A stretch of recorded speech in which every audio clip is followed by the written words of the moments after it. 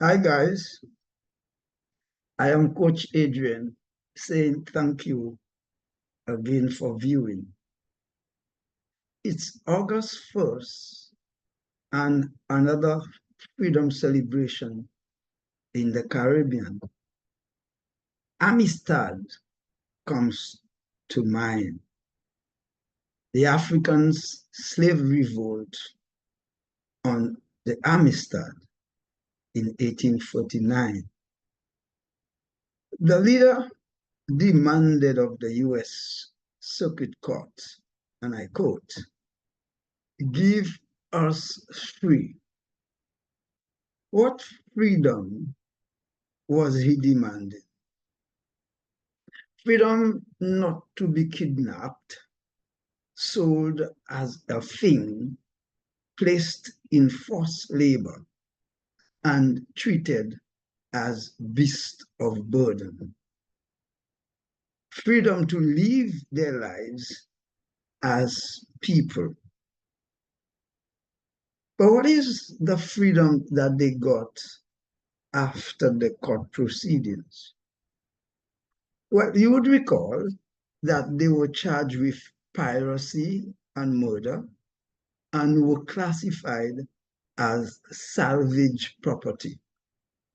So they were merely cargoes or things, if you want. The law returned 45 of the 53 rebels to their home country. And the rest of them, according to the records, died in prison. So freedom was not real for all of them. And so it was that is freedom for us in the Caribbean, the ex-slaves. It was not real, and it has not been real. In the Caribbean, the fight for freedom actually escalated in the post-war period. The fight against imperialism, the fight for self-determination, the fight for independence escalated, particularly in the 1960s, the 70s, the 80s. Now, the colonial administration, they were very, very intelligent. Convinced that there were very little left to exploit, influenced by changing market conditions for cane sugar, determined to free themselves from the fiscal burden of colonial administration, the imperial powers, particularly the British, they pressed the colonial people to seek independence and incited the radical left to agitate for so-called self-determination. Those guys were intelligent, they are clever, well taught. The radical nationalist leaders incited the poor and the powerless to chant, to march, to picket, to boycott, to go slow, to seek out, to stop work, to burn, to vote, and to demonize white Babylon. Give us free. Like the leaders in Amistad. And finally, the flags went up in that order. Jamaica, 1962, Trinidad and Tobago, 1962, Barbados, 1966, the Bahamas, 1973, Grenada, 1974, Dominica, 1978, St. Lucia, 1979, St. Vincent and the Grenadines, 1979, Antigua and Barbuda, 1981, and St. Christopher and Nevis, 1983. They got independence, but the white man whom they demonized got the freedom. What freedom did we get in the Caribbean? And from my research and my experience, I put it like this: freedom for the people, what freedom for the people, and what freedom for the leaders. The people have freedom to be unemployed,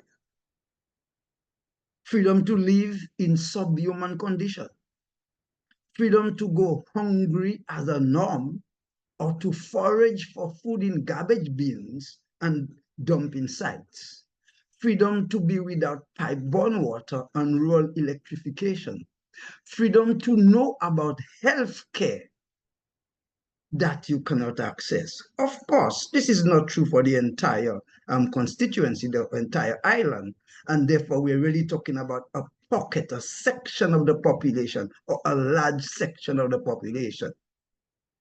On the other hand, the leaders have freedom to become the new masters, the new colonial masters, the new plantation owners. They have freedom to mimic white colonial lifestyle. That is where they live and how they live. And there is a new class of leaders who has the freedom to pass laws to control the people, enforce compliance, or to use the police and the army to get the people to fall in line. Since the 1960s, the freedom that the people have voted for have proven elusive. And this is so not just for the Caribbean, perhaps for most of the colonial countries or nations. While party supporters are living in luxury in many cases, the voice of weeping and lamentation is getting louder and louder. The cry for food, the cry for work, the cry for healthcare is troubling. But stop.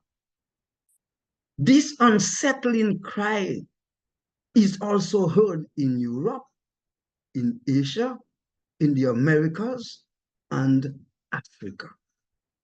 So where is freedom? Where is freedom? Where is give us free? Where is the demand of the slave leader in Amistad? Freedom is beyond the power of man to give. And I repeat, that kind of freedom is beyond the power of man to give. The freedom we seek is given to us. It's not produced by us. Let me repeat that. The freedom we seek is given to us. We don't have the capacity to give it to ourselves.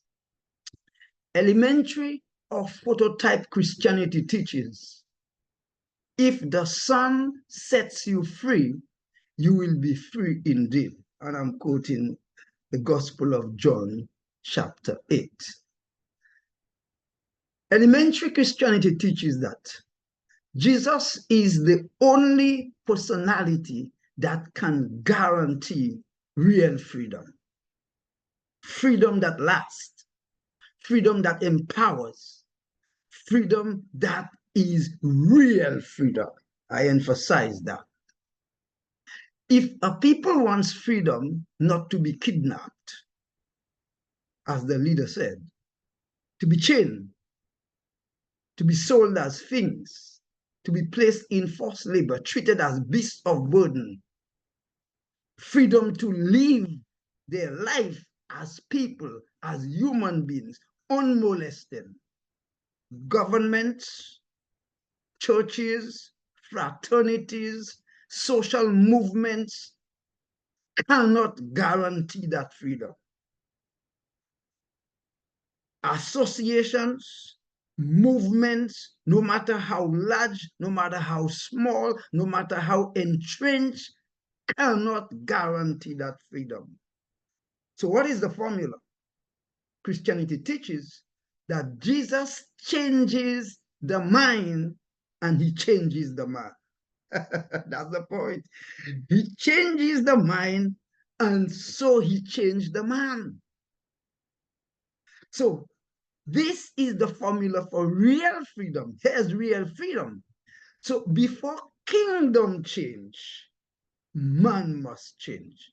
Before people change, the minds of people must change. And only Jesus Christ can guarantee that. And we always end our clinic by reminding ourselves of the two principles that help us make happy choices. The first one is from William Penn. Wrong is wrong, even if everyone is doing it. Right is right, even if no one is doing it. And the other one is like it. Truth is truth, even if no one believes it. And a lie is a lie, even if everyone believes it. And we always end with our word to the wise. Our word to the wise comes from Jesus Christ himself, the giver of freedom. In the book of John, the Gospel of John, chapter 14, verse 6, Jesus said, and I quote, I am the way. He said, I am the way. Jesus is the way to freedom. Jesus is the path to freedom. Jesus is the know-how to freedom. Jesus is the formula for freedom, the freedom that lasts. For more information, please visit our website, www.goadrians.com.